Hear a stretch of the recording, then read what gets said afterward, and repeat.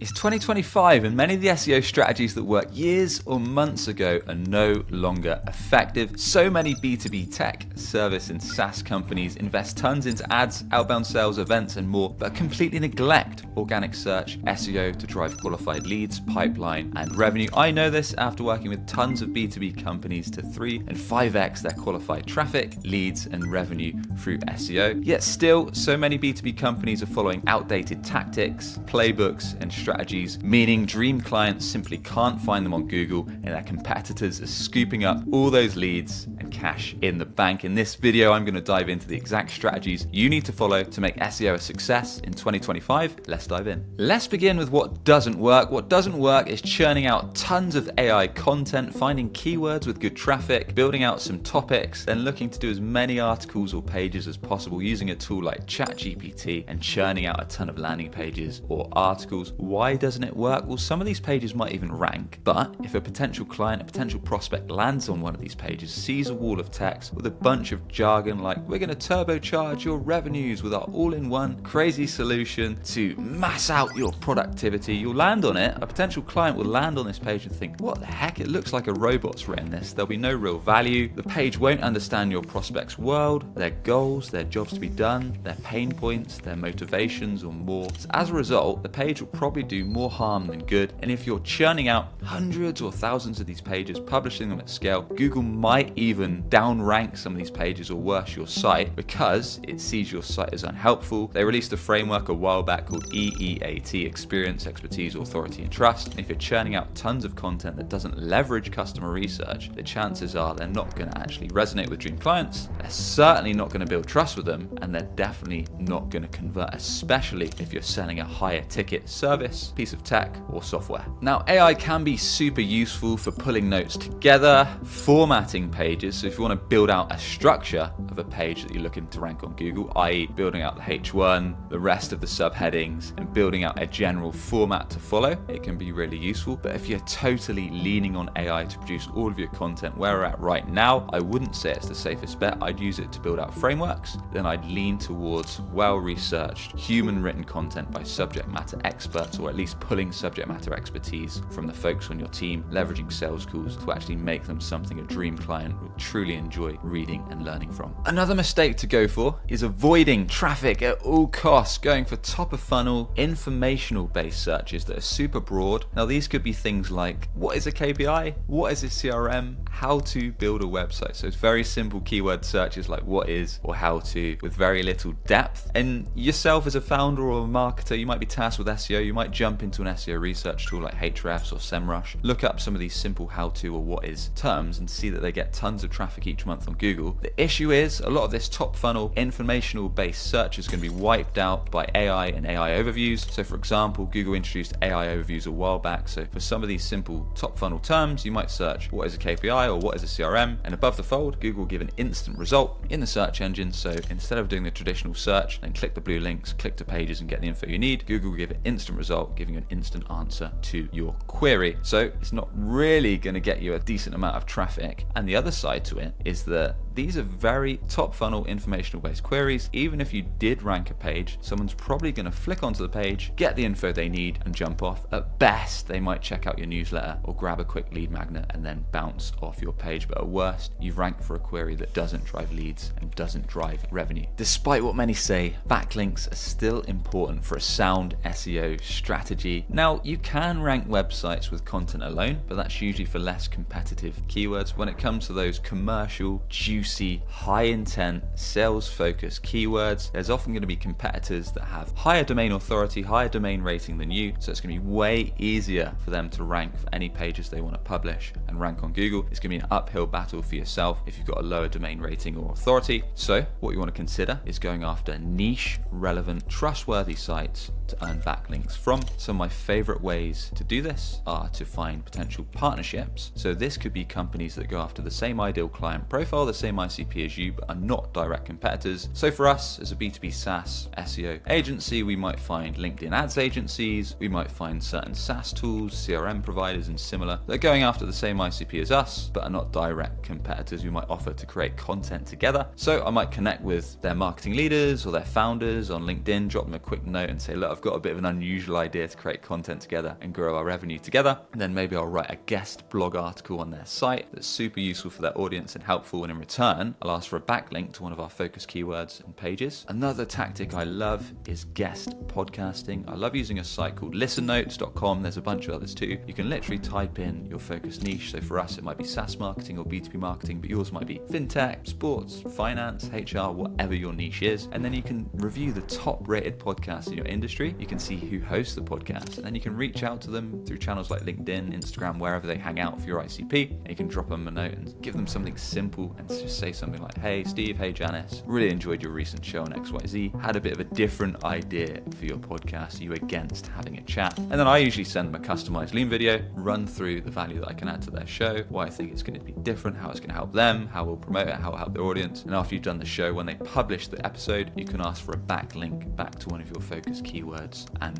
focus pages. Those are two of my favorite strategies that won't cost you anything apart from a little sweat equity, and you can make sure that they go to niche relevant sites that are going to bump up your domain authority and domain rating. Oh, and for a quick bonus that's even easier for building backlinks, jump into a tool like SEMrush or Ahrefs, copy and paste your founders or one of your marketing leaders' LinkedIn profile pages URLs into the tool, and then you can see all of the sites that are linking back to their profile page on LinkedIn, and you can reach out to the authors of each of the niche relevant sites that have got a decent domain rating or authority, and you can ask them to actually put a backlink in for one of your target pages and keywords, and that can again boost up your domain rating, give you a solid backlink. And they've already mentioned your founder or one of your exec team on the page, so they should be more than happy to get that backlink amended. So what is the new way to drive leads, customers and revenue as soon as possible from an SEO strategy? Well, instead of focusing on traffic at all costs, instead of focusing on vanity metrics, you want to focus on bottom of funnel commercial traffic. Often these keywords drive a lot less traffic than top of funnel information based queries, but they're way more likely to drive leads, customers and revenue for your business. So as a tangible example, if you provided calendar scheduling software, so you've probably heard of tools like Calendly or HubSpot meetings, you'd probably go after search terms like calendar scheduling software, calendar scheduling tools, calendar scheduling platform, or best calendar scheduling tools, or best calendar scheduling platform. You'd also look for more long tail variants of the keywords for the niches you serve best, like best calendar tool for HR teams or best calendar scheduling software for sales teams. You also might consider keywords like alternatives or competitor terms. So if someone's looking for an alternative to their current solution or looking to evaluate options, so things like Chili Piper alternatives or HubSpot meeting alternatives or Calendly alternatives, or maybe if people are weighing up two options like HubSpot meetings versus Chili Piper or Calendly versus Revenue Hero, these kind of keywords that someone's not typing in Google for fun, they're typing it because they have a high level of intent to take a trial, book a sales call, book a demo, or sign up to your service, software, or solution. You need to research and work out what would a dream client search for when they're ready to speak to a sales rep or book a call around our offer now. And you want to shift your focus to going from informational to focusing on commercial keywords that are much more likely to drive probably a lot less traffic, but way better for your qualified lead flow. Now I'm going to share my blow out the water strategy. So once you've decided your focus keywords that you want to rank for that are most likely to drive leads, customers and revenue, so you can build out pages and content that's going to rank organic position 1 on Google. Very straightforward process. Quite simply, once you've got one of your target keywords, search for it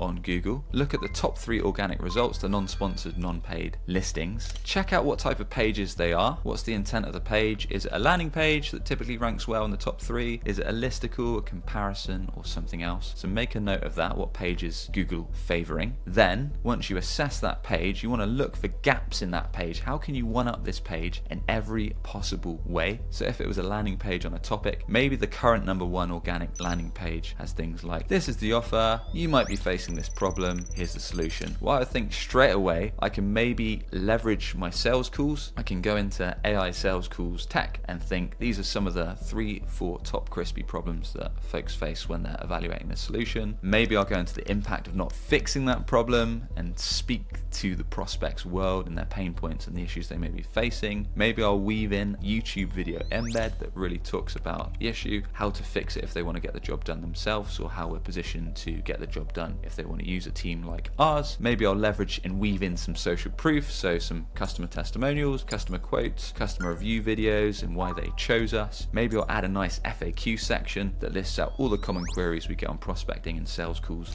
around the topic. So I'm looking to completely blow out the water to make my page more helpful, useful, educational, trustworthy, convincing, and have clear call to actions for the prospect to take a relevant next step, whether that is taking a trial, booking a call, booking a demo, whatever's relevant to the stage they are in the funnel. And the other thing is nailing the technical SEO, so making sure your focus keyword is within the URL, it's within the meta title, within the meta description, and you have one H1, one heading, one tag within that focus keyword weaved within it. And on the flip side, if it wasn't a landing page that's ranking, maybe it was an article or product comparison or an alternatives page, so something like the top 8 Calendly alternatives for 2025, we'd use the same blow out the water strategy. We'd make our page more useful, helpful, and trustworthy. So if there was top 8, I'd probably max it out and double it and go for something like 15 or maybe even 20 alternatives. Again, we do the basic technical SEO, so we make sure our focus keyword of Calendly alternatives was in the URL, within the meta title, meta description, and within our single H1, and then weave naturally within the content. And then I'd leverage everything to my ability to make sure this page earns trust and resonates with my dream clients, goals, pain points, and jobs to be done. So pull everything I can from my sales team. What are the common competitors that always come up? Make sure they're in there, but we'll position our offer as number one. We won't just brag about how great we are. We'll share our differentiators. We might weave in a product comparison table. We'll have GIFs, screenshots of our product's aha moment, that really sweet spot that everyone cares about seeing. We might have customer video reviews and then a clear call to action to book a demo, book a call, or sign up. And then underneath we'll have a fair comparison of all our competitors and where they stack up. So our page is more in depth. It shares our points of differentiation and why folks should consider choosing us. And it gives a fair summary of all the other competitors with lots of examples of our product, screenshots, and even social proof weaved in there. So give the blow out the water strategy a try for yourself. Understand what type of page ranks, look for gaps, and make your page more helpful, useful, and trustworthy. And we can't skip over AI search. SearchGPT's recently been launched and there's a ton of hype around it. It's OpenAI's AI-powered search engine that provides instant answers with real-time data. Contrary to Google, it doesn't have any ads yet, so you don't have to click through the blue links and get information from pages. You get the information right away with some links and citations to the source. Is it gonna kill Google? I think it's way too early to tell. As an example, SearchGPT gets around 10 million queries a day and Google gets 8.5 billion searches daily. This is according to The Verge. Now you might be thinking, sounds pretty decent. I would ramp up my traffic elsewhere as well as Google. How can I rank? So from what we've seen so far, having clearly structured pages, having engaging content, leveraging rich media like video, having fresh, recent and relevant content, having well-researched content as well, being able to write in a conversational tone, going after crisp and specific long-tail queries like we've been talking about, following basic technical SEO best practices like having fast page speed, working well on mobile, desktop and PC,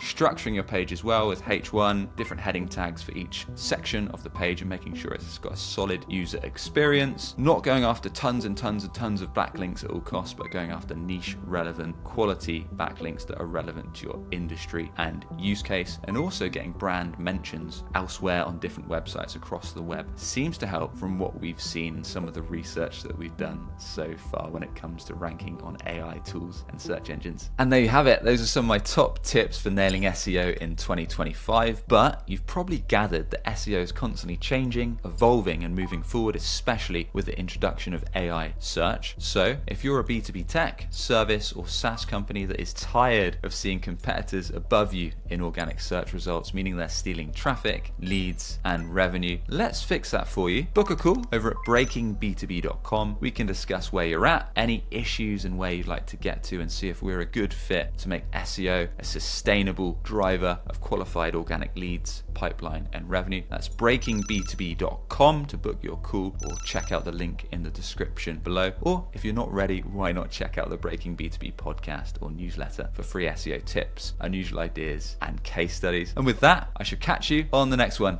Cheers.